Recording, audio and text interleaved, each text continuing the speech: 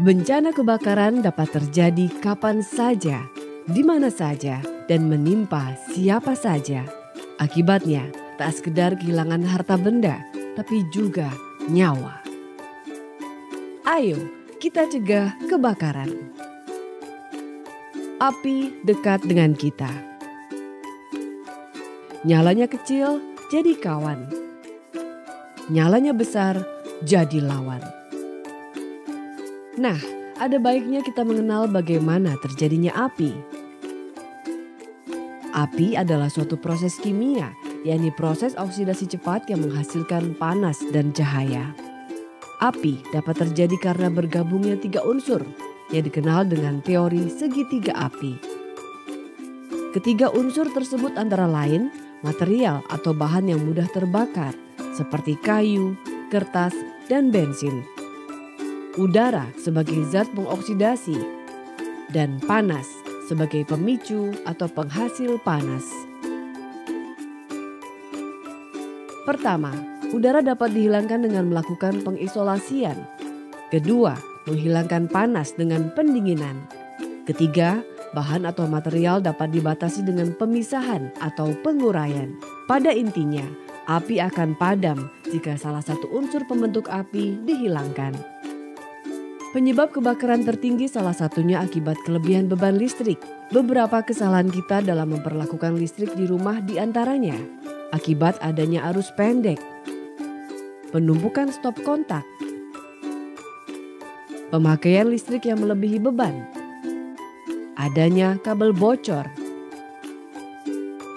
peralatan listrik yang tidak standar, modifikasi sekring atau MCB, adanya penyambungan yang buruk.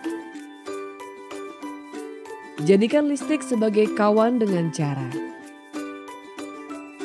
tidak meninggalkan peralatan listrik seperti setrika, kipas angin, penanak nasi dalam kondisi menyala atau terhubung pada saklar listrik. Tidak melakukan penggantian sekring pemutus arus induk tanpa izin petugas PLN. Jangan menumpuk steker atau colokan listrik terlalu banyak karena bisa mengakibatkan korsleting listrik. Jangan menggunakan material listrik yang tidak memenuhi standar walaupun harganya murah. Pilihlah yang bersertifikat Sistem Pengawasan Mutu (SPM).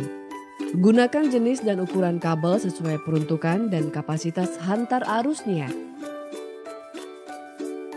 Hindari pemakaian listrik secara ilegal karena di samping membahayakan keselamatan jiwa juga termasuk tindak kriminal yang bisa dipidana.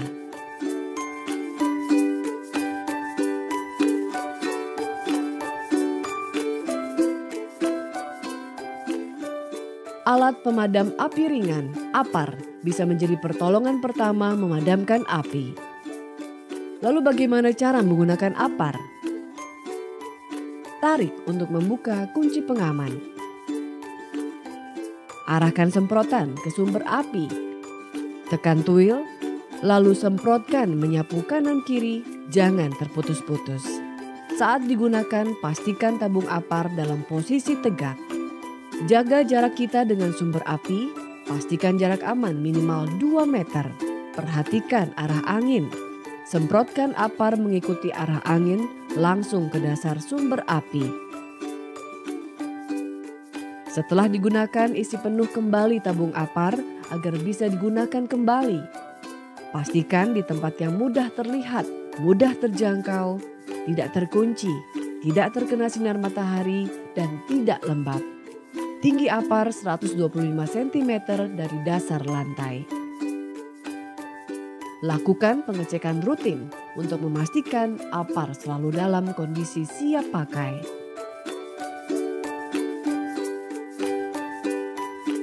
Ada cara tradisional untuk memadamkan api, yakni dengan karung goni tidak berlubang. Atau bisa diganti handuk tebal atau selimut tebal yang tidak berlubang yang ada di rumah. Basahi karung ke dalam air sampai benar-benar basah merata. Pegang karung menutupi tangan dengan posisi karung di samping kanan kiri agar bisa melihat lidah api dan arah angin. Berjalanlah menuju sumber api dengan mengikuti arah angin. Lindungi tubuh kita dari balik karung basah agar tidak terkena sengatan panas. Dengan posisi kuda-kuda, yakni satu kaki di depan, tutupi benda yang terbakar dengan karung basah secara perlahan. Lalu, lakukan isolasi oksigen dengan menepuk-nepuk karung sampai benar-benar tidak ada kontak udara. Angkat karung perlahan dengan tangan terlindungi di balik karung. Jangan membuka karung dekat dengan tubuh kita. Bila api tidak mau padam, gunakan karung untuk melindungi tubuh kita. Basahi lagi karung dengan air, ulangi proses yang sama. Atau gunakan karung basah lain jika ada. Jika api tidak berhasil dipadamkan dan makin membesar, segera menyelamatkan diri. Cara yang sama juga bisa digunakan untuk menyelamatkan anggota keluarga meninggalkan kobaran api.